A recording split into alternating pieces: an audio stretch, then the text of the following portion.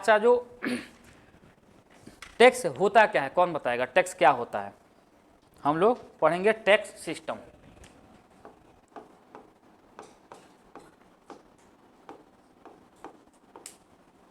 Tax system जिसको बोलते हैं कर व्यवस्था। कर व्यवस्था।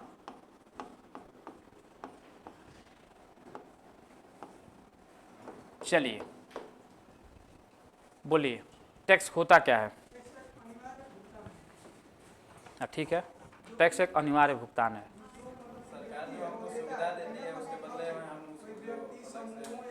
अच्छा, टैक्स फंडामेंटल राइट्स है या फंडामेंटल ड्यूटीज है?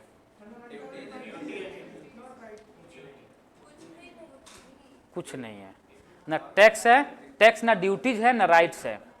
अगर ड्यूटीज या राइट्स रहता तब तो बहुत खतरा हो जाती अच्छा हुआ कि नहीं है है कि ना? नहीं तो भाई लोग पटक पटक कर टैक्स लेती सरकार हम लोगों से। अच्छा, दूसरी बात है कि टैक्स, जो लोग टैक्स के दायरे में आते हैं, मान लीजिए सिंपल कि टैक्स के दायरे में सब लोग आते हैं, तो क्या सभी लोगों को टैक्स ईमानदारी से देनी चाहिए या नहीं देनी चाहिए? कितने लोग देते हैं ईमानदारी से?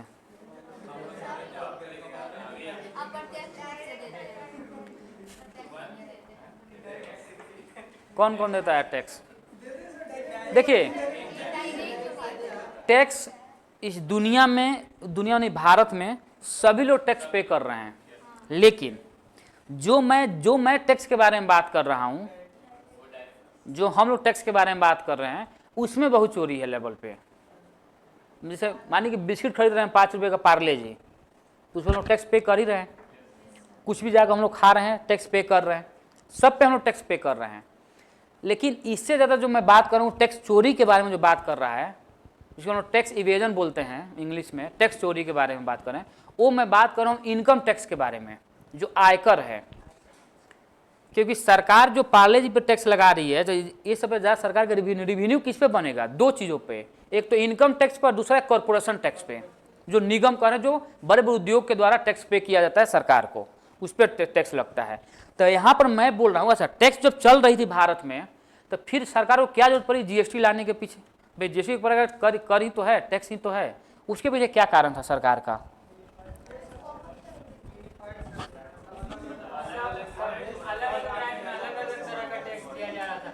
सबको एक समान करने के लिए। अच्छा, हाँ, टैक्स का एक बहुत बड़ा उद्देश्य भी है कि एक नेशन एक कर के रूप में। लेकिन क्या इस देश के लिए सही है अगर ऐसे सिंपल बात किया जाए?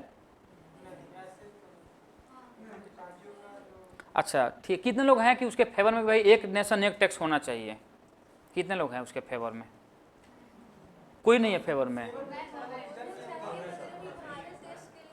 अब देखिए, मान चलिए कि अगर एक नेशन एक टैक्स है, तो संसाधनों का वितरण भी तो उसी तरह होना चाहिए। मान लीजिए कि एक प्रोडक्ट मैं खरीद रहा हूं 100 रुपये का, जिस पे सरकार हम लोग से 3 रुपया टैक्स ले रही है, तो अगर अंबानी भी खरीदेगा 100 रुपये का सामान, उस पर अंबानी भी 3 रुपया टैक्स देगा। तो क्या मेरा और अंबानी का इनकम एक है? अलग अलग है ना। लेकिन एक बात समझना है, लेकिन इस सारे के अलावा भी जो वन नेशन वन टैक्सेस सही है, इसके वजह से कारण ये है कि हम लोग यहाँ पे एग्जाम की तैयारी कर रहे हैं, तो हम लोग उसी हिसाब से सोचेंगे। सरकार की यहाँ पे भी हम लोग शिकायत करने नहीं आए हैं, क्योंकि लाइव क्लासेस जाएगी उधर भी देखिए, बात यह है कि इसके अलावा, इस टैक्स के अलावा जो भी लोग हैं इनकम टैक्स के रूप में जो पे हम लोग करें, मानिए कि मेरा इनकम जितना भी है, तो जैसे मैं जिस कंपनी में से पहले जब काम कर रहा था, तो मेरा 10% टीडीएस कटता था। जितना मेरी सैलरी थी उसमें 10% टीडीएस कट के सैलरी आती थी। अच्छा, मैं नहीं काट रहा हूँ, मुझे तो मैं देता भी नहीं, मान लीजिए, वो तो कंपनी ही काट कर दे रही है। कंपनी इसलिए काट कर दे रही है कि कंपनी जब काट कर देगी तो कंपनी टैक्स पे करेगी, तो कंपनी जब टैक्स पे करेगी, सरकार उस पर नजर रखे, भाई चलो ठीक है कंपनी अच्छा काम कर रही है। अब मेरा क्या है, मेरा तो चला गया पैसा, आप लोग जो जो उसमें काम कर सबका पैसा कट के गया। अब 1 साल बाद वो अपडेट होगा। जैसे मान के चलिए कि जो मैं यहाँ पे मेरा टीडीएस कट रहा है, तो मेरा 1 साल अगले फाइनेंशियल ईयर में 2025-26 के लिए मेरा पूरा पैसा रिटर्न होकर उधर से आएगा। वो भी कब आएगा? जब मैं टैक्स के दायरे में नहीं रहूँगा तब। अगर मैं टैक्स के दायरे में हूँ, मान लीजिए मैं 5% टैक्स के दायरे में हूँ, तो 5% पैसा मेरा रिटर्न होगा। अगर नहीं हूँ तो चला गया। लेकिन मैं ITR फाइल करूँगा तो थोड़ा मेरा दिखाए ट्रैक रेट अच्छा है तो लोन जल्दी से मिल जाएगी मुझे, है कि ना। ये सभी सारा चीज़ देखना है हम लोग को। अब देखिए जो टैक्स सिस्टम है दो तरीके से हम लोग पढ़ेंगे। एक पढ़ेंगे 2017 से पहले, 2017 से पहले। इसका मतलब क्या हुआ, 2017 में GST लागू कर दी गई थी 1 जुलाई को, तो उससे पहले भारत में टैक्स का स्ट्रक्चर किस प्रकार था। और 2017 के बाद, 2017 के बाद जब GST लागू हुई भारत में, फिर क्या हुआ। अच्छा, GST जो लागू की गई है वो किसके जगह पर लागू की गई है, इनडायरेक्ट टैक्स के जगह पर। जितने प्रकार के भारत में इनडायरेक्ट टैक्स थे उन सारे टैक्सों को एक साथ इंक्लूड कर दिया गया, किस में, GST में उसको समाहित कर दी गई, लागू कर दी गई है। यानी जो डायरेक्ट टैक्स था पहले, आज भी डायरेक्ट टैक्स वैसा ही है, बस किसमें अंतर आया है, इनडायरेक्ट टैक्स में। इनडायरेक्ट टैक्स में ही सारे इनडायरेक्ट टैक्स को लाकर किसमें डाल दिया गया है, GST में डाल दिया गया है। जैसे बहुत प्रकार की इनडायरेक्ट टैक्स थे, कस्टम ड्यूटी था, एक्साइज ड्यूटी था, सर्विस टैक्स था, वैट थी, सेंट्रल सेल टैक्स था, स्टेट सेल टैक्स था, चुंगी कर था, विज्ञापन कर था।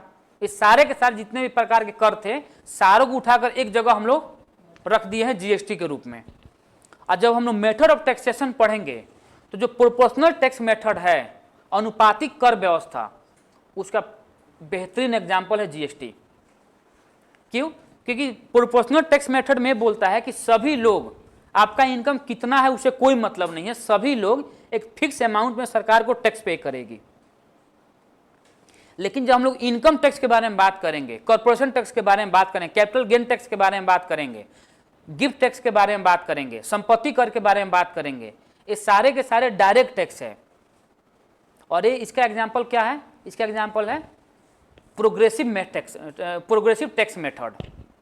प्रोग्रेसिव का मतलब मोर इनकम पीपुल पे मोर टैक्सेज, ज्यादा कमाने वाले लोग सरकार को ज्यादा टैक्स पे करेंगे। रिग्रेसिव में उसका उल्टा है, कम कमाने वाले लोग सरकार को ज्यादा टैक्स पे करेंगे और ज्यादा कमाने वाले सरकार को कम टैक्स पे करेंगे। तो दोनों में अंतर होगा ना, कि प्रोग्रेसिव जो होगा वो परमानेंट टैक्स सिस्टम होगा और जो रिग्रेसिव है वो परमानेंट टैक्स सिस्टम नहीं होगा। उसको सरकार के द्वारा कभी कभी लागू की जाएगी जब सरकार को जरूरत पड़ेगी। कोई दिक्कत समझने में हो गया ये। चलिए अब इसके बाद हम बात करेंगे सीधे कर। कर क्या होता है, टैक्स क्या होता है समझेंगे। टैक्स एक ऐसा भुगतान है, लिखेंगे कर एक ऐसा भुगतान है, कर एक ऐसा भुगतान है, कर एक ऐसा भुगतान है जो सरकार के द्वारा बनाए गए, जो सरकार के द्वारा बनाए गए, जो सरकार के द्वारा बनाए गए नियमों के अनुसार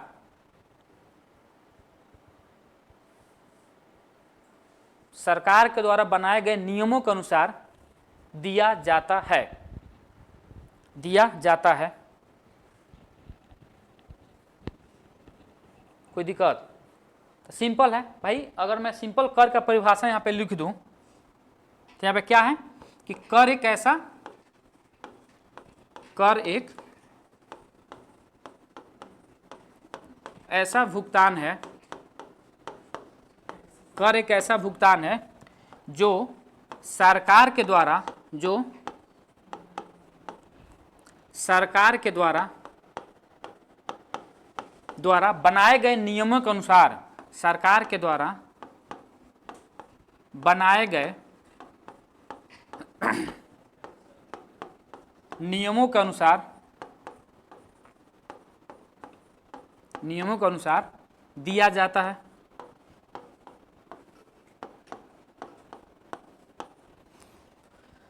ठीक है ना, समझ में आ रहा है? सिंपल है कि सरकार जो नियम बनाई है टैक्स के लिए उस सबको पे करना है। जितना जो नियम बनाई है सरकार उतना हम लोग को पे करना है। जैसे मान लीजिए कि अगर सरकार बोल रही है कि भाई जो 200 रुपया कमाएगा उस पर सरकार मैं 20 रुपया टैक्स लूंगी, तो हम लोग देंगे टैक्स। सरकार अगर कल चेंज कर दे रही है कि नहीं, अब जब 1 लाख रुपया जो कमाएगा वहीं टैक्स के दायरे में आएगा, तो कल से 1 लाख रुपया जो कमाएगा वो टैक्स देगा। तो सिंपल है, सिंपल मैं बताया हूं सिंपल कि कर एक ऐसा भुगतान है जो सरकार के द्वारा बनाए गए नियमों के अनुसार दिया जाता है। दूसरा पॉइंट लिखेंगे, कर एक अनिवार्य भुगतान होता है। कर एक अनिवार्य भुगतान होता है, मैंडेटरी पेमेंट। कर एक अनिवार्य भुगतान होता है जो किसी व्यक्ति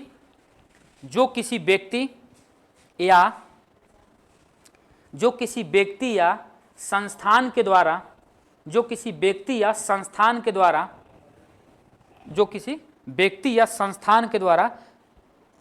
सरकार को दिया जाता है।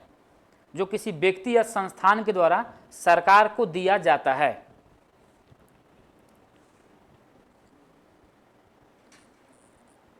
जो किसी सरकार के भुगतान के द्वारा सरकार को दिया जाता है। कोई दिक्कत समझने में यहाँ तक? अब हम लोग यहाँ पे थोड़ा चीज़ों को बात करेंगे। जैसे मान लीजिए, अब समझिए यहाँ पे थोड़ा, तो यहाँ पे अगर सिंपल कोई अगर सवाल दे तो कर एक अनिवार्य भुगतान है, सिंपल कर एक, और ये स्टेटमेंट में बन सकता है सवाल कि क्या एक कर अनिवार्य भुगतान है या नहीं है। तो कर एक अनिवार्य भुगतान है, एकदम मैंडेटरी है, देना ही है।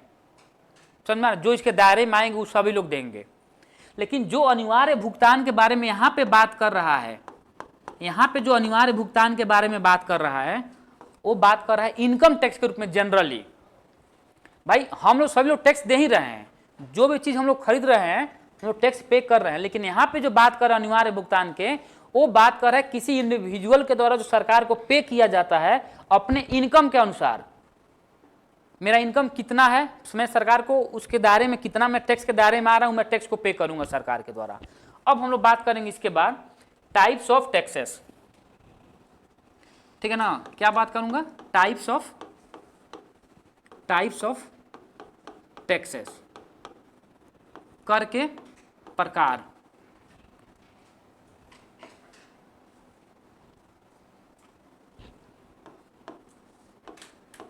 कर के प्रकार। देखिए कर के दो प्रकार है, ठीक है ना। एक है डायरेक्ट टैक्स, जिसको बोलते हैं प्रत्यक्ष कर। और दूसरा है इनडायरेक्ट टैक्स, अप्रत्यक्ष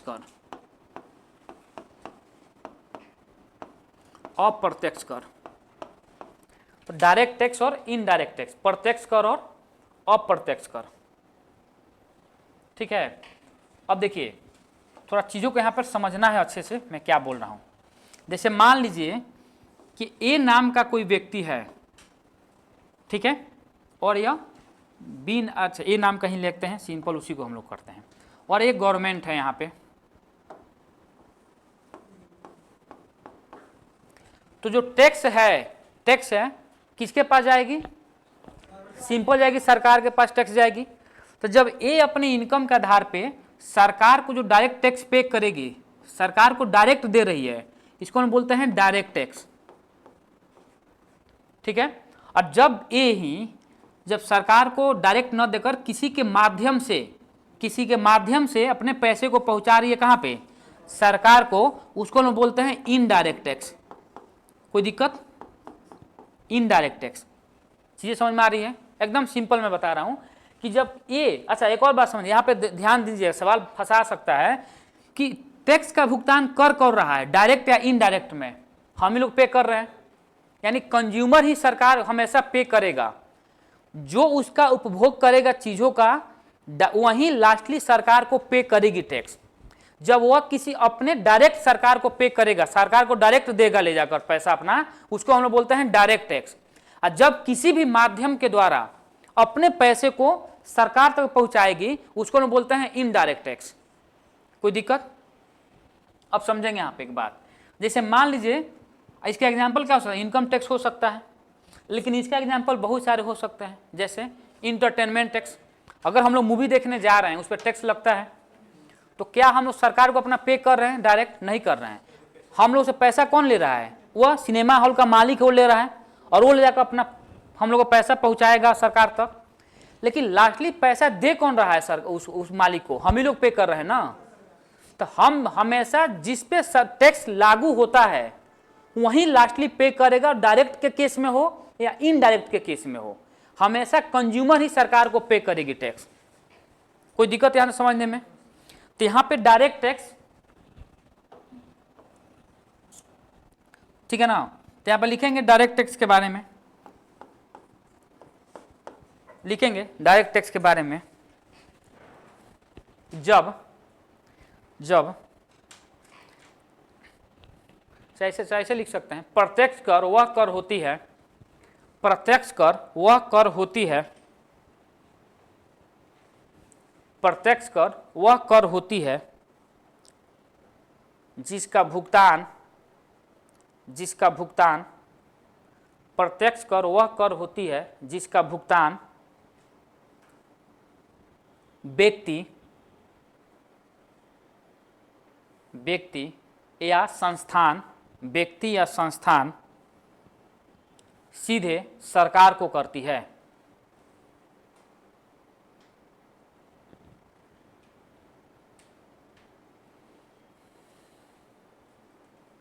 हो गया, जिसे सरकार को करती है। अब हम लिखेंगे इनडायरेक्ट टैक्स में, लिखेंगे हम लोग इनडायरेक्ट टैक्स। अप्रत्यक्ष कर वह कर होती है, अप्रत्यक्ष कर वह कर होती है, अप्रत्यक्ष कर वह कर होती है जो किसी व्यक्ति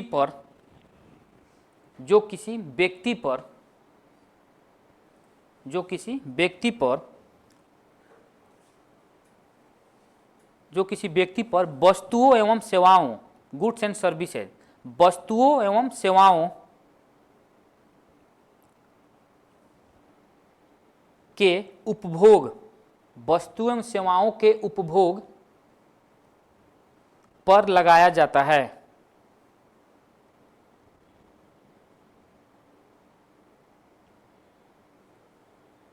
वस्तु एवं सेवाओं के उपभोग पर लगाया जाता है। क्या इस बात को समझ पाए जो मैं लिखवाया हूं? किसी कोई डाउट है इस पे? यानी सिंपल बोल रहा है कि प्रत्यक्ष कर, तो आप सिंपल में समझ रहे हैं कि प्रत्यक्ष कर क्या होगा, कि प्रत्यक्ष कर वह कर होती है जो किसी व्यक्ति के द्वारा, यहाँ पे मैंने बताया था, जो किसी व्यक्ति के द्वारा या किसी संस्थान के द्वारा डायरेक्ट सरकार को पे की जा रही है। और जो इनडायरेक्ट टैक्स क्या होगा, ये कोई व्यक्ति है, जब या व्यक्ति के द्वारा जब किसी वस्तु का उपयोग किया जाएगा या उस सेवा, उसके बदले में वो सेवा लेगा, तो भाई हम लोग टैक्स तो पे करेंगे हम लोग। तो जब किसी वस्तु तथा सेवा के उपभोग के बदले जो हम लोग पैसा देते हैं उसी को हम बोलते हैं इनडायरेक्ट टैक्स। कोई दिक्कत? अगर इसका एग्जाम्पल लिखना है तो एक आध लिख लीजिए प्रत्यक्ष कर का एग्जाम्पल, इनकम टैक्स और कॉर्पोरेशन टैक्स। बहुत सारा टैक्स है, बस एग्जाम्पल में लिखवा रहा हूँ एक आध को। इनकम टैक्स और कॉर्पोरेशन टैक्स, यानी आयकर और निगम कर, आयकर और निगम कर।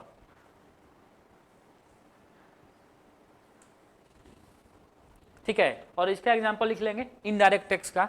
इसमें लिख लीजिए सर्विस टैक्स, एक्साइज ड्यूटी या टैक्स बात बराबर है, उत्पाद शुल्क इसको बोलते हैं, उत्पाद शुल्क, सेवा कर, उत्पाद शुल्क और कस्टम ड्यूटी, सीमा शुल्क इत्यादि। बहुत सारे हैं लेकिन मैं इतना ही लिखवा रहा हूँ बस। नहीं, जीएसटी के बारे में बात ही नहीं हो रही यहाँ पे। कस्टम ड्यूटी है, नहीं कस्टम कहाँ से हम लोग डायरेक्ट देते हैं? मैं यहाँ पे सरकार के बारे में बात, सरकार पे कर रही है ना, हम लोग पे थोड़ा ना कर रहे हैं।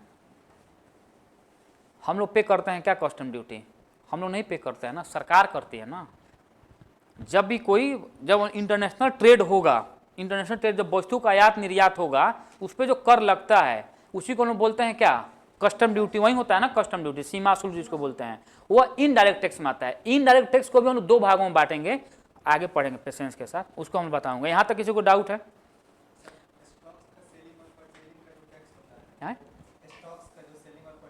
स्टॉक सर्विस शेयर मार्केट वाला बोल रहे हैं क्या? हाँ हाँ। अच्छा देखिए, जब हम लोग उसको हम लोग यहाँ पे रखेंगे डायरेक्ट में ही, उसको हम लोग डायरेक्ट में ही रखेंगे।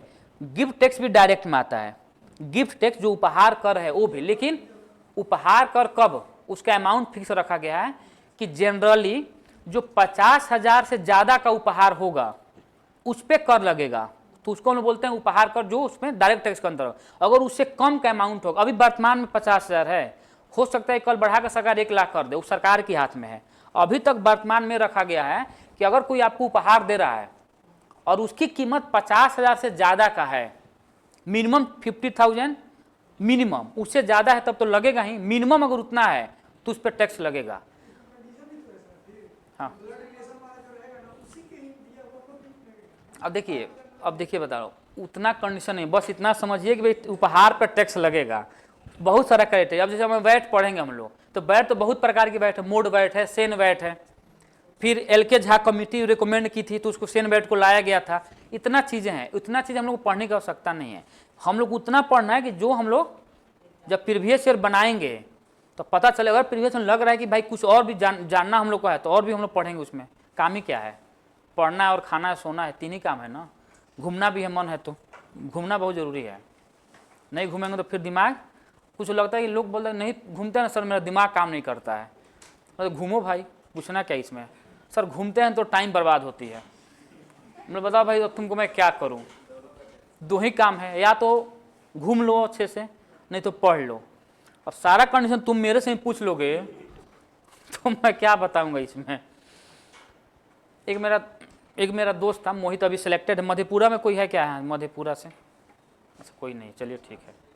मधेपुरा में एक है MEO, वही मेरा दोस्त है मोहित, वहाँ पे वो सिलेक्टेड है। तो बोल रहा था हमसे कि अरे भाई, पहले बोलता है कि भाई BPSC हम लोग साथ में दिए, उसका हो गया, अपना नहीं होता, दुख तो होता ही है, लेकिन कोई बात नहीं, अच्छा दोस्त है मेरा। अब इधर अभी परसों रात में बात हुई थी, पहले तो फ़ोन किया, बोला और भाई मज़े में हो? बोले तो 200 गली आया, अपना नहीं, वो गली आया अपने।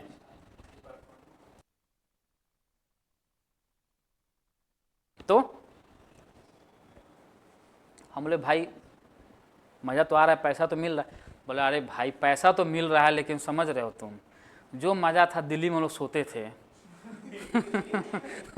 32 घंटा, मजाक नहीं, 32 घंटा। हम लोग एक बार सोए सैटरडे फ्राइडे सुबह में, क्लास नहीं थी सैटरडे को, तो हम लोग फ्राइडे को सुबह में सोए हैं 3 बजे, मतलब सैटरडे सुबह में मान लीजिए 3-4 बजे, सैटरडे पूरा दिन पूरा रात, संडे को पूरा दिन, शाम को जगह शाम को 5 बजे, मैं और मोहित खाना बनाने। आंटी आई बजा कर गेट, क्या पता कब चली गई थी, पता ही नहीं चला हम लोगों को। हम लोग जगह में बोले सैटरडे है कि संडे है, देख में संडे दिखा रहा है, ये कैसे हो गया। शाम था, हम लोग उठे एकदम तुरंत ब्रश व्रश किए, नहाए, हम लोग लगा सुबह हो गया है, थोड़ा घूमने चलते हैं। हम लोग घूम रहे थे उधर, टहले, देखे भाई ये अंधेरा क्यों होते जा रहे, जब शाम में, सुबह है तो सुबह होना चाहिए ना। कन्फ्यूज हो गए थे हम लोग। अब अच्छा भूख भी नहीं लगी हम लोगों को, समझा रहा है, खाना भी कम ही खाए तो सो गए थे ऐसे ही। फिर हम लोग बोला कि भाई थोड़ा बैठो सोचते हैं। फिर हम लोग, मैं मोहित बैठे, हम लोग सोचे कि भाई सोए कब थे, फिर जगे हैं कब, पता चली तो हम लोग 2 दिन सो गए। अब क्या करें हम, फिर आंटी को हम लोग फ़ोन किया कि आइएगा। बोले अरे यार तुम लोग क्या खाना नहीं बनाओगे यार, तुम लोग बहुत सोते हो, पता नहीं चलता है। तो हम बोले कि तुमको क्या मतलब है, पैसा लेने से मतलब है ना, तुम पैसा लो।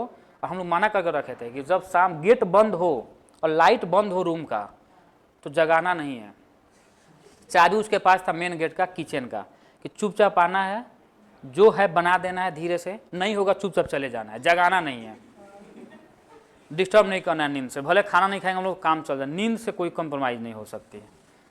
पहले तो हम लोग को डांटी उल्टे में, वो खाना में डांट रही है हम लोग को, ए तुम लोग ये है वो हो, कैसे करते हो, पैसा बर्बाद कर दिए घर का।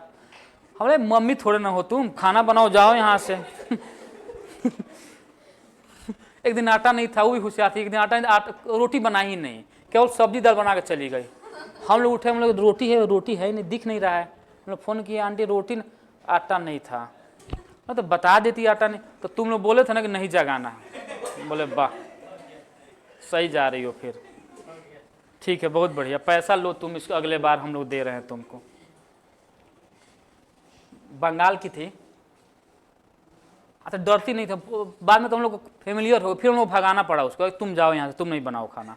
हुआ कि हम लोग बगल में बैठ जाती थी, और भैया, अरे भाई खाना बनाने आई हो तो यहाँ पे रिलेशन बनाने आई हो।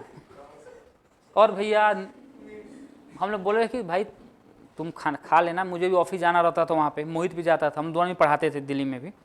हम बोले कि तुम आना, सुबह में वहीं आती थी, तो हमने बोले 2 रोटी खा लेना है। मैं 2 रोटी से लेकर ज़्यादा नहीं खा पाओगी ना, तो 2 ही खा लेना और जाना है खाकर। तो बेचारी खा लेती, खाती, कि सुबह सुबह आती थी, देखते थे एकदम खा कर जाओ। इतना खाना खाएगी हम लोग को फेमिलियर हो गई, और बैठ के बता भी रही है कि तुम लोग पढ़ नहीं रहे हो। हम लोग आंटी, हम लोग जा रहे हैं, घर जा रहे हैं हम लोग 2 महीने के लिए। हम लोग खाना कल से नहीं बनेगा, 2 महीने बाद आना, हम लोग जब कॉल करेंगे। फिर 1 सप्ताह बाद देख लिया हम लोग को पार्क में बैठे हुए। बोले तुम लोग तो घर गए थे। हमने हाँ, तो घर वाले भगा दिए हैं, बोले तुम लोग दिल्ली ही रहो अब। बोले भैया ऐसा नहीं हो, तुम लोग का ऐसे नहीं होगा, तुम लोग का अच्छा नहीं होगा, तुम लोगों के साथ, तुम लोग मेरे पेट पे दुका कर दिए। हमने ठीक है, कोई कर दी, कोई बात नहीं, जाओ यहाँ से। ये हो गया। तब प्रत्यक्ष कर समझ में आ गया। अब इसका एग्जाम्पल देखते हैं कौन कौन प्रत्यक्ष कर है। एक है इनकम टैक्स। इनकम टैक्स इसको क्या बोलते हैं? आयकर। आयकर। दूसरा है corporation tax. Corporation tax. Corporation tax इसको क्या बोलते हैं? निगम कर। निगम कर। तीसरा है वेल्थ टैक्स। वेल्थ टैक्स, संपत्ति कर। देखिए कहीं कहीं संपत्ति दिया रहता है, कहीं कहीं संपदा दिया रहता है। बता रहा हूँ, कंफ्यूज नहीं होना, बता रहा हूँ। संपदा कर। उसके बाद है गिफ्ट टैक्स। गिफ्ट टैक्स इसको क्या बोलते हैं? उपहार कर। उपहार कर। और एक और है, यहाँ पर मैं लिख रहा हूँ उसका, ये इसका नहीं है, उसी का है इधर। उसके बाद है capital gain tax. Capital gain tax, CGT, capital gain tax. Capital gain tax इसको बोलते हैं पूंजी लाभ कर। पूंजी लाभ कर। पूंजी लाभ कर। ये जो है, ठीक है ना, ये जो 5 है, income tax, corporation tax, wealth tax, gift tax और पूंजी लाभ कर, ये सारे के सारे डायरेक्ट टैक्स है। अभी किसी ने बोला कि सर जो स्टॉक का जो पैसा आएगा वो भी इसी के अंतर्गत आएगा, डायरेक्ट टैक्स में ही आएगा। अब समझेंगे। इस पर बहुत सारे लोगों को डाउट होगा। वेल्थ टैक्स, तो संपत्ति कर को भी वर्तमान में इनकम टैक्स में मिला दिया गया है। लेकिन इसके पीछे लिखने के पीछे कारण क्या है? बहुत सारे एग्जामों में आजकल सवाल पूछा है, जो देखा गया है कि संपत्ति कर किस प्रकार का कर है, ठीक है ना। तो संपत्ति कर हमेशा किसके साथ जाएंगे हम लोग? डायरेक्ट टैक्स के अंतर्गत आएंगे। कोई दिक्कत? अच्छा, वेल्थ टैक्स हो गया, कॉर्पोरेशन टैक्स, गिफ्ट टैक्स को समझ में आ गया। पूंजी लाभ कर क्या होता है? कैपिटल गेन टैक्स क्या होता है? जैसे मान लीजिए हम लोगों ने कोई प्रॉपर्टी खरीदे हैं, जब हम लोग खरीदे हैं वो है 100 रुपये की, ठीक है। देखिए जनरली होता क्या है, कैपिटल गेन टैक्स में होता है कि एक फाइनेंशियल ईयर में आपके पूंजी की कीमत कितनी बढ़ रही है। लेकिन मैं उतना टेक्निकल बात नहीं, मैं सिंपल ये बोल रहा हूं कि मान लीजिए कि हम लोगों ने पूंजी जब मैं खरीदा था तो उसकी कीमत 100 रुपये थी, और मैं 2 साल बाद उस पूंजी को बेच रहा हूं। उस सेल जब मैं किया, पूंजी को सेल किया, वह पूंजी बिका 500 रुपये में। तो कितने का अंतर है? 400 रुपये का प्रॉफिट हो रही है। तो इस पे जो टैक्स लगेगा, इस पे जो टैक्स को इम्पोज किया जाएगा, उसी को बोलते हैं पूंजी लाभ कर। एकदम सिंपल समझना है। ये थोड़ा टेक्निकल चीजें हैं, इसमें इतना आसान है नहीं, इसको थोड़ा और समझेंगे। लेकिन अभी तक इतना ही समझना है कि जो कैपिटल गेन टैक्स है, जो मेरे पास जो पूंजी है उसकी कीमत अभी कितना है, उसको एक फाइनेंशियल ईयर में या 2 फाइनेंशियल ईयर में बेचने के बाद उसकी कीमत कितनी हो रही है, उसकी कीमत उससे जितना आगे बढ़ेगी, ठीक है ना। तो अपना प्रॉफिट छाटने के बाद जितना हम लोग को फायदा हो रहा है, लाभ हो रहा है, उस पर जो टैक्स लगेगा उसी को हम लोग बोलते हैं पूंजी लाभ कर। सिंपल, कोई दिक्कत नहीं समझने में। यहाँ तक आया? बात हो गई। अभी तो बोल रहा हूँ कि इसमें बहुत सारी टेक्निकल चीजें हैं। मैं बस इतना समझ में आ गया ना कि पूंजी लाभ कर क्या होता है। तो अभी बस याद क्या करना है कि 5 प्रकार के डायरेक्ट टैक्स है। 5 प्रकार के डायरेक्ट टैक्स है, जिसमें income tax, corporation tax, wealth tax, capital gain tax और उपहार कर, गिफ्ट टैक्स। इसके अलावा आपको जितना भी कर दिखेगा, इसके अलावा जितना भी आपको कर दिखेगा, सारे के सारे इनडायरेक्ट टैक्स में आते हैं। अब कुछ लोग को और भी डाउट होगा, जैसे मैट एक आता है, MAT मैट, अब हम लोग बात करेंगे उसमें, वो आता है, वो भी डायरेक्ट टैक्स के अंतर्गत आता है, लेकिन वो जो टैक्स आता है इसी के अंतर्गत है सारा का सारा। सवाल पूछेगा सिंपल कि इनमें से कौन सा डायरेक्ट टैक्स है, इनमें से कौन सा इनडायरेक्ट टैक्स है, डायरेक्ट टैक्स को कौन कैलकुलेट करता है, ठीक है ना, ये सारा का सारा हम चीज पढ़ेंगे। बस अभी मैं केवल टैक्स के बारे में बात कर रहा हूं कि कितना में कौन टैक्स है। यहां तक किसी को डाउट है तो इसको लिख रहे हैं आप लोग ना, तो लिखते चलिए इसको डायरेक्ट, फिर हम बात करेंगे इनडायरेक्ट टैक्स पे। चलो लिख लिए। अब हम लोग बात करेंगे यहां पर इनडायरेक्ट टैक्स, अप्रत्यक्ष कर, अप्रत्यक्ष कर जिसको हम बोलते हैं इनडायरेक्ट टैक्स, इनडायरेक्ट टैक्स। अब समझेंगे इनडायरेक्ट टैक्स को भी दो भागों में डिवाइड किया गया है। एक को बोला गया है केंद्रीय अप्रत्यक्ष कर, केंद्रीय अप्रत्यक्ष कर यानी सेंट्रल इनडायरेक्ट टैक्स, और दूसरा है राज्य अप्रत्यक्ष कर, राज्य अप्रत्यक्ष कर, स्टेट इनडायरेक्ट टैक्स, ठीक है ना, स्टेट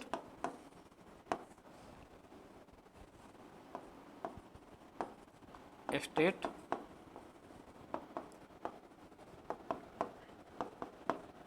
स्टेट इनडायरेक्ट टैक्स, और यहां पर है सेंट्रल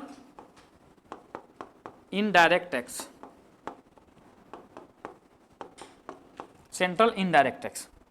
कोई दिक्कत?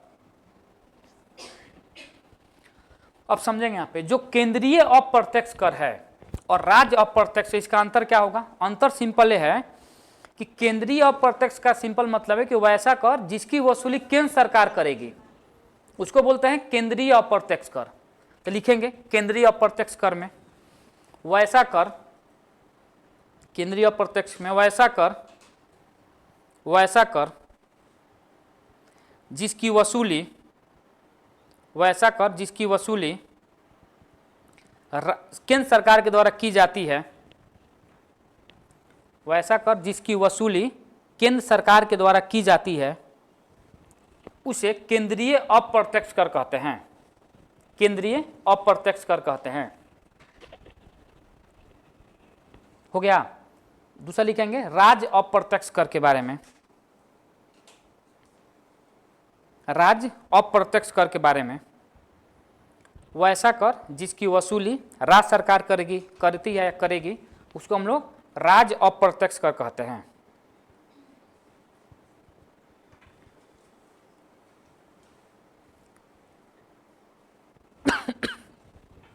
ठीक है। अब देखिए जो केंद्रीय अप्रत्यक्ष कर है, जो केंद्रीय अप्रत्यक्ष कर, इसमें कौन कौन आएगा? सबसे पहला है कस्टम ड्यूटी, कस्टम ड्यूटी जिसको हम लोग बोलते हैं सीमा शुल्क, सीमा शुल्क। शुल्क का मतलब यहाँ पे कर ही है, सीमा शुल्क का मतलब कर ही है यहाँ पे, ठीक है ना। दूसरा है एक्साइज ड्यूटी, एक्साइज ड्यूटी जिसको बोलते हैं उत्पाद शुल्क, उत्पाद शुल्क। तीसरा है सर्विस टैक्स, सर्विस टैक्स जिसको बोलते हैं हम लोग सेवा कर। और चौथा है सेंट्रल सेल टैक्स, केंद्रीय बिक्री कर, केंद्रीय बिक्री कर, केंद्रीय बिक्री कर, ठीक है ना। तो ये सारे के सारे क्या हैं? केंद्रीय अप्रत्यक्ष। और भी है लेकिन बस इतना समझना है, चार महत्वपूर्ण रूप से custom duty, excise duty, service tax और CST, सेंट्रल सेल टैक्स, केंद्रीय बिक्री कर। अच्छा एक बात समझिए, इस पे तो मैं मान सकता हूं कि सीमा शुल्क क्या है, सर्विस टैक्स का मतलब क्या होता है? पूछा गया पहले तो भाई भारत में सर्विस टैक्स था नहीं, उसको 1985-90 के आसपास में इसको लागू किया गया है भारत में सर्विस टैक्स को, ठीक है ना। अगर यहाँ पे सवाल सिंपल बोलेगा कि सर्विस टैक्स है क्या, भाई पूछा कि सर्विस टैक्स क्या है, तो बोला गया कि जो वस्तु नहीं है वो सेवा है। जो वस्तु नहीं है यानी जिसको हम लोग टच नहीं कर सकते हैं वो सारे के सारे सर्विस के अंतर्गत आएंगे। और जब हम लोग पढ़ेंगे बैलेंस ऑफ पेमेंट, भुगतान संतुलन, बीओपी जिसको बोलते हैं शॉर्ट में, बैलेंस ऑफ पेमेंट, उसमें हम लोग बात करेंगे कि जब भी वहां पर ट्रेड के बारे में बात होती है, ट्रेड व्यापार के बारे में जब भी बात होगी तो हमेशा हम लोग वहां पे वस्तु के बारे में बात करते हैं जो विजुअल होता है। विजुअल का मतलब जिसको हम लोग देख सकते हैं अपने आंखों से, जिसको हम लोग छू सकते हैं, टच कर सकते हैं। तो जब भी हम लोग व्यापार के बारे में बात करते हैं, जैसे इंटरनेशनल ट्रेड होगा तो हमेशा वस्तुओं का ट्रेड होता है, ठीक है ना। उसी में होता है कि भाई बैलेंस डेफिसिट क्या, ट्रेड डेफिसिट क्या होता है, ट्रेड सरप्लस क्या होता है, ठीक है ना। और हमेशा भारत जो है वस्तु के व्यापार में, ट्रेड में हमेशा डेफिसिट में है। लेकिन जब वहीं पर हम लोग सर्विस के बारे में बात करेंगे तो भारत को सर्विस का हब माना जाता है, सेवाओं का हब माना जाता है। इसका मतलब क्या हुआ? इसका मतलब ये हुआ कि बहुत सारे ऐसे देश हैं, लगभग देश, विश्व में कोई ऐसा देश ना हो जहां पे भारत के लोग अपनी सेवाएं न दे रहे हों। वहां के बैंक में, वहां के माने किसी कंपनी में, एमएनसी मल्टीनेशनल कंपनी में, डॉक्टर के रूप में, इंजीनियर के रूप में, हर क्षेत्र में लोग कहीं ना कहीं अपनी सेवाएं दे रहे हैं। इसीलिए भारत को सबसे बड़ा सेवा का हब माना जाता है और भारत उसमें हमेशा सरप्लस में रहता है। लेकिन जब भी व्यापार के बारे में बात होगी तो भारत हमेशा व्यापार में यानी सेवा, वस्तु व्यापार में हमेशा डेफिसिट में यानी घाटे में रहती है। क्योंकि जितनी हम लोग को रिक्वायरमेंट है वस्तुओं का उतना हम लोग उत्पादन नहीं कर पाते हैं। तो नहीं करेंगे तो कहीं से लाएंगे ही, और जब कहीं से लाएंगे तो हम लोग पैसा देंगे, और जब पैसा दे रहे हैं तो वहीं तो है डेफिसिट। उसी को हम लोग व्यापार घाटा बोलते हैं। कोई दिक्कत समझने में? तो यहाँ पे बात कर रहा है कि जो केंद्रीय अप्रत्यक्ष कर है यहाँ पे 4 है। कौन कौन? Custom duty, excise duty, service tax और सेंट्रल सेल टैक्स। सीएसटी का फुल फॉर्म है सेंट्रल सेल टैक्स, ठीक है। अब देखिए यहाँ पे ये जो यहाँ पर है राज्य अप्रत्यक्ष कर, पहले इसमें आएगा एसएसटी, जिस तरह यहाँ पर सीएसटी उसे एसएसटी यहाँ पर आएगा, state sale tax. State sale tax यानी राज्य बिक्री कर, राज्य बिक्री कर, राज्य बिक्री कर, या इसी को कहीं कहीं इसी को वैट बोल सकते हैं, चाहे अलग लिख लेंगे VAT, V A T, VAT, value added tax. V A T का फुल फॉर्म होता है वैल्यू एडेड टैक्स, मूल्य वर्धित कर, मूल्य वर्धित कर, मूल्य वर्धित कर, मूल्य वर्धित कर, ठीक है ना। उसके बाद यहां पर इंटरटेनमेंट टैक्स आएगा, इंटरटेनमेंट टैक्स, इंटरटेनमेंट टैक्स इसको क्या बोलते हैं? मनोरंजन कर। उसके बाद यहां पर आएगा विज्ञापन कर, विज्ञापन कर, विज्ञापन कर, क्या दिख रहा है ना? नहीं, आप लोग हंस रहे हैं, मुझे लगा नहीं दिख रहा होगा। आप लोग होशियार हैं इसीलिए ऐसे लिख रहा हूं ना, विज्ञापन कर। उसके बाद यहां पर आएगा चुंगी कर। चुंगी क्या होता है? चुंगी कर, लॉटरी टैक्स, लॉटरी टैक्स नहीं, सट्टाबाजी नहीं है, चुंगी सट्टाबाजी नहीं कहलाता है। चुंगी समझिए क्या होता है। चुंगी का नहीं, अभी भी लगता है चुंगी, लेकिन नाम अलग अलग है हर प्रत्येक एरिया में। जैसे यहाँ पे हम लोग बोल सकते हैं कौड़ी, समझ रहे हैं ना, वही है चुंगी कर। जैसे आपके यहाँ मानी कोई मेला लग रहा है, तो मेला अब क्या होगा, अगर आपके यहाँ कोई 10 दिन का मेला कहीं लग रहा है, 20 दिन का मेला लग रहा है, तो मेला का ठेकेदारी होती है कि भाई इस बार मेला किसका होगा। जैसे मान लीजिए मैं मेला ले लिया, एक महीने का मेला है मेरे यहाँ लग रहा है, मैंने मेला ले लिया 5 लाख में, तो मेला में जितनी भी दुकानें आएंगी या तो उनसे डेली वाइज मैं पैसा वसूल करूंगा या सप्ताह में या 2 दिन में, जैसे भी अपना सहूलियत अनुसार मैं करूंगा। तो जो जाकर प्रत्येक दुकान से 1-1, 10-10 रुपया जितना भी उसका बनता है लिया जाता है ना जगह के अनुसार, उसी को बोलते हैं चुंगी। अच्छा, एक और बात, या देखते होंगे अपने अलग, जो आप जहाँ जब होंगे आपके मार्केट में कोई ऑटो पर सामान लाद के एक जगह से दूसरी जगह ले जाया जाता है, तो जब चौक से गाड़ी बढ़ती है तुरंत वहाँ लोग खड़े रहते हैं, भाई रुको रुको, कहाँ आलू बेचने जा रहा हूँ, पैसा लाओ पहले, 10 20 50 रुपये लिया जाता है। वो लोग अपने मन से नहीं वसूल कर रहे हैं, एमसीडी वहाँ से वसूलवा रही है पैसा, ठीक है ना। तो जो पैसे वसूल किया जाता है 10 20 50 रुपये, वो उसको भी हम लोग चुंगी के रूप में ही देखते हैं, या कौड़ी बोलिए या चुंगी बोलिए, बात बराबर है। कोई दिक्कत समझने में? यहां पर है विज्ञापन कर। विज्ञापन कर, जो विज्ञापन रेडियो पर होगा और जो विज्ञापन टेलीविजन पे होगा उसकी वसूली हमेशा केंद्र सरकार करती है। इसके अलावा जितना भी विज्ञापन आपको होर्डिंग दिख रहा है, बड़ा बड़ा कोचिंग का, कुछ भी चीज़ का प्रोडक्ट का लगा हुआ है, ऑटो के पीछे, बस के पीछे, ट्रक का पीछे, तेरा मुंह काला ऐसे जी समझ में आ रहा है ना, वो सारे के सारे जो विज्ञापन है उसकी जो पैसा जो वसूल की जाती है वो सारे के सारे राज्य सरकार करती है। लेकिन जो विज्ञापन रेडियो पर होगा, जो विज्ञापन टेलीविजन पे होगा, उसकी वसूली हमेशा केंद्र सरकार करेगी। हम लोग इसको बाइफरकेट करके पढ़ेंगे अच्छे से, बस अभी मैं समझा रहा हूँ। इंटरटेनमेंट टैक्स समझ में आ गया भाई, तो आसान है। वैट का मतलब क्या हुआ? मूल्य वर्धित कर। पहले क्या होता था, पहले तो इसको जोड़ा गया 1 अप्रैल 2005 को भारत में इसको लागू किया गया वैट को।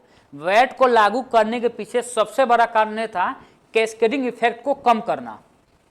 कैस्केडिंग इफेक्ट को बोलते हैं टैक्स ऑन टैक्स, यानी कर पर कर। अगर एक ही वस्तु पे अगर 2 बार कर लग रहा है, मोर देन 1 बार, मतलब 1 से ज्यादा बार कर लग रहा है, उसी को हम लोग बोलते हैं कैस्केडिंग इफेक्ट।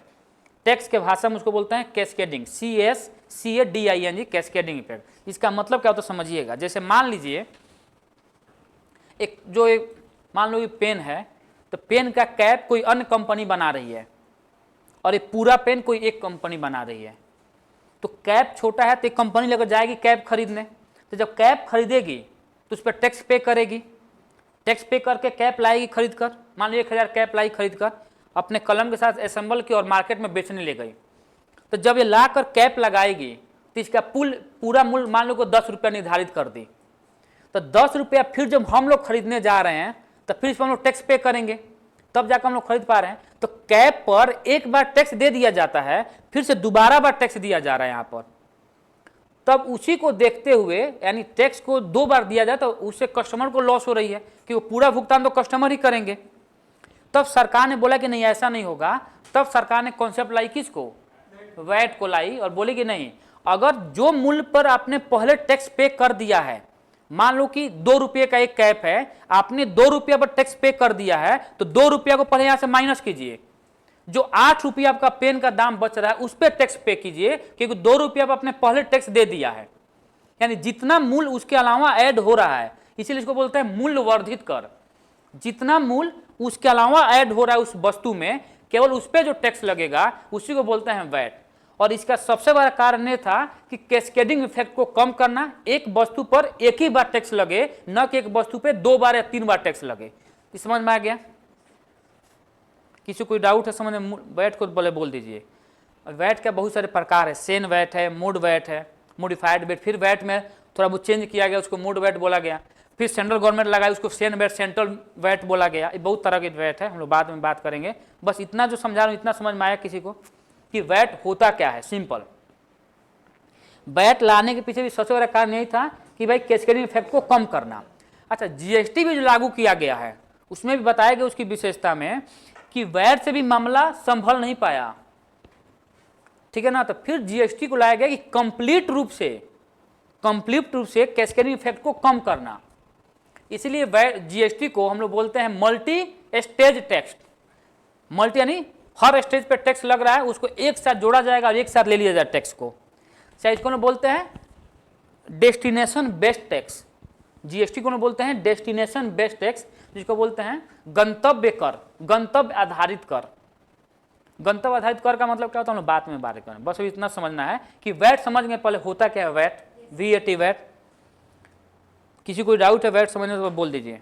आपको समझ आ गया भाई? कोई दिक्कत इधर किसी को? आपको? आप लोग इधर? ठीक है। अब SST क्या है? SST central sale tax, sorry state sale tax, और ये जो है सेंट्रल सेल टैक्स एक ही है। यानी सेंट्रल सेल टैक्स का सिंपल मतलब बोल रहा है, अगर एक भाषा में बोला जाए तो सिंपल ये है कि अगर किसी भी वस्तु को सरकार बना रही है और उसको बेच रही है तो जो पहली बार जो टैक्स लगेगा उसी को बोलते हैं सेंट्रल सेल टैक्स, पहली बार। तो क्या दूसरी बार टैक्स नहीं लगेगा? लगेगा। फिर बना के लाएगी तो फिर लगेगा, लेकिन एक बार पहली बार जो लगा के बेच रही है उस पर जो टैक्स लगे उसको बोलते हैं सेंट्रल सेल टैक्स। तो हम लोग इसको एक साथ पढ़ेंगे, CST को और SST को एक साथ पढ़ेंगे, क्योंकि दोनों का अंतर एकदम, दोनों का सेम ही मामला है, थोड़ा बहुत अंतर है, ठीक है। अब हम लोग बात करेंगे सर्विस टैक्स पे।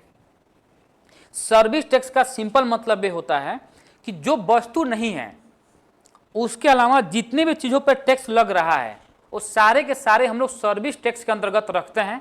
लेकिन भारत में यह पहले से सर्विस टैक्स नहीं था, इसको बाद में ऐड किया गया है। शायद 1985 के आसपास में सर्विस टैक्स को, वहीं 85 के आसपास में मैं बोल रहा हूँ कि 85-86 में उसको सर्विस टैक्स को लागू किया गया है भारत में।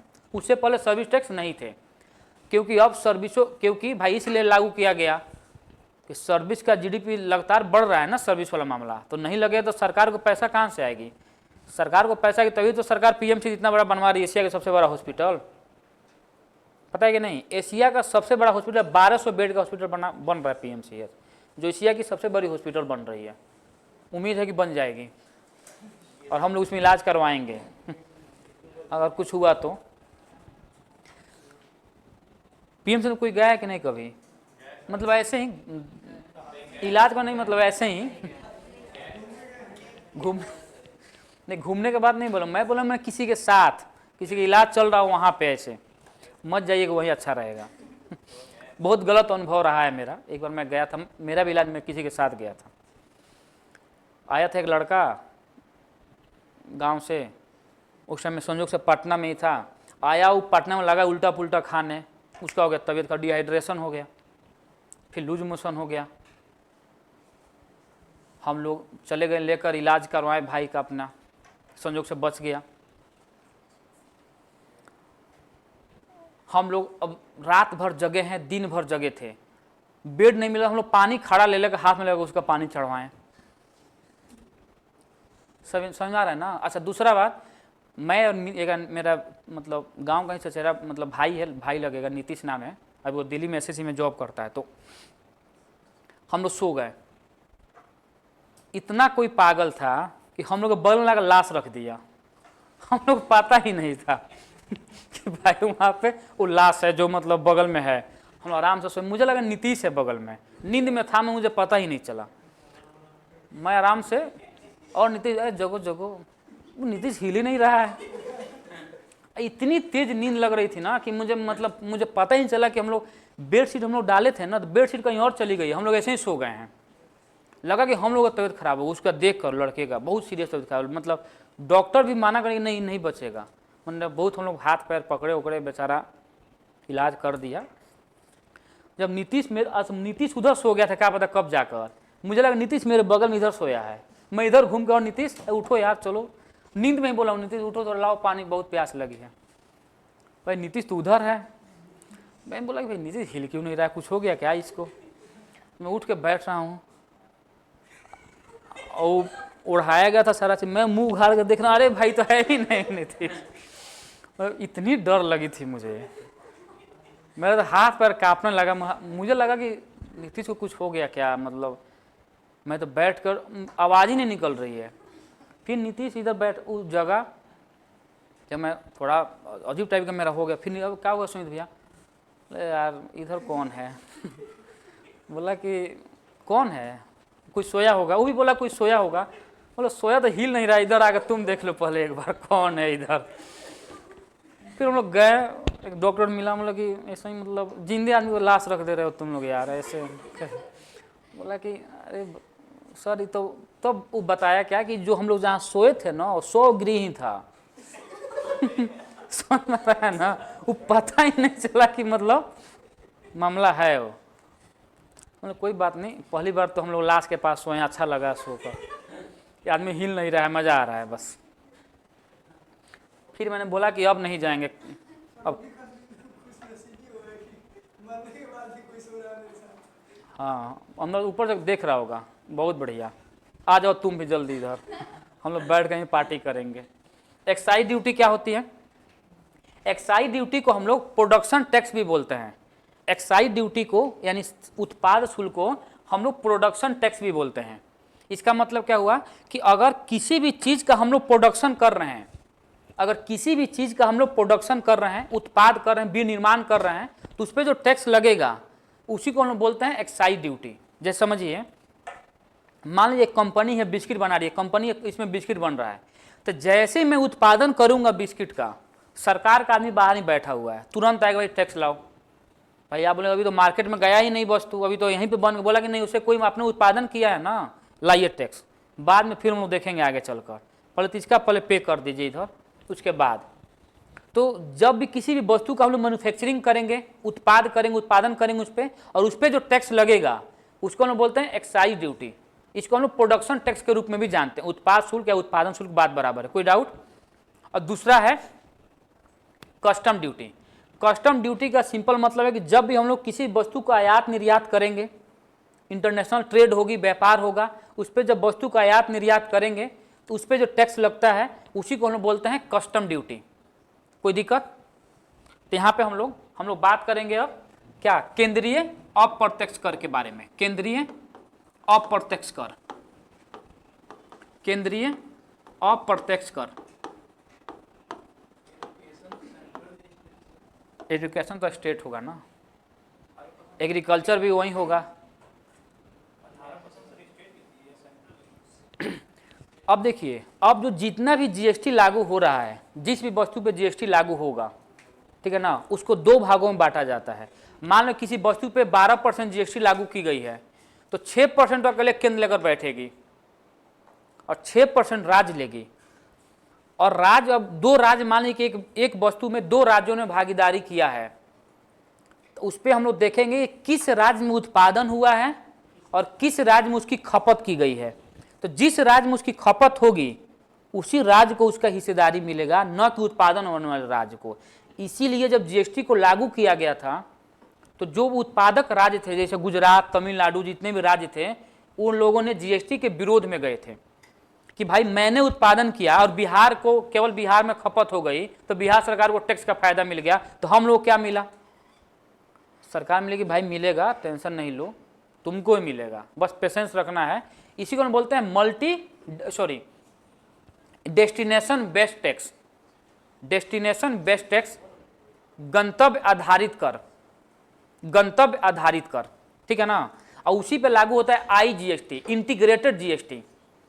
इंटीग्रेटेड जीएसटी तब लागू होता है जब व्यापार दो राज्यों के बीच में हो, समझ में आ रहा है ना। जब एक राज्यों के बीच में व्यापार होगा वहां पर आईजीएसटी लागू नहीं की जाती है। आईजीएसटी लागू तब होगी जब व्यापार इंटर स्टेट होगा, यानी दो राज्यों के बीच में जब व्यापार होगा, तो दो राज्यों के बीच में व्यापार दो ही होगा ना, किसी राज्य में उत्पादन होगा और किसी राज्य में उसकी खपत की जाएगी। समझ में आ रहा है ना, खपत और उत्पादन में अंतर। कोई डाउट आप लोग इधर? आप लोग समझ में आ रहा है? कितने लोगों को समझ में आ रहा है जो बोल रहा हूं मैं? उत्पादन का मतलब हुआ कि मैंने किसी वस्तु का बनाया और उसका दूसरे राज्य में हुआ, उसी में लागू होगा आईजीएसटी, इंटीग्रेटेड एकीकृत गुड्स एंड सर्विस टैक्स। कोई दिक्कत? तो यहां पर लिखेंगे, पहले लिखेंगे कस्टम ड्यूटी, लिखेंगे कस्टम ड्यूटी।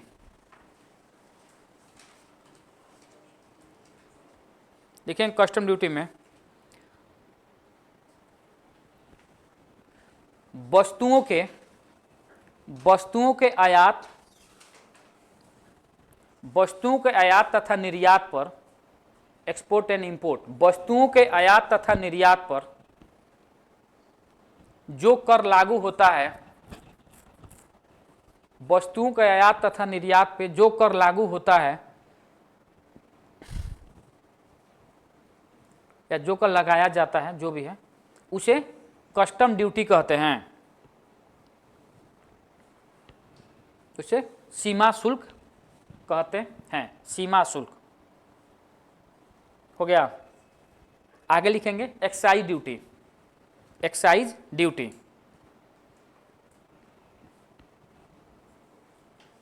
या एक्साइज लिखेंगे या विनिर्मित वस्तुओं पर या विनिर्मित मैन्युफैक्चरिंग गुड्स, विनिर्मित वस्तुओं पर लगाए जाने वाला कर होता है। यह विनिर्मित वस्तुओं पर लगाया जाने वाला कर होता है, the tax imposed on manufactured goods.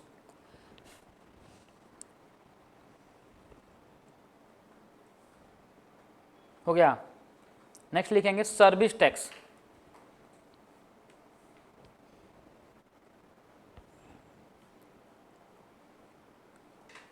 लिखेंगे यह किसी व्यक्ति को, यह किसी व्यक्ति को प्रदान की गई, या किसी व्यक्ति को प्रदान की गई सेवाओं, प्रदान की गई सेवाओं पर लगाया जाता है। सर्विसेज, सेवाओं पर लगाया जाता है। हो गया। इसको हम बोलते हैं सर्विस टैक्स। इसे हम लिखेंगे सर्विस टैक्स में। इसे भारत में 1985-86 में लागू किया गया था। इसे भारत में 1985-86 में लागू किया गया।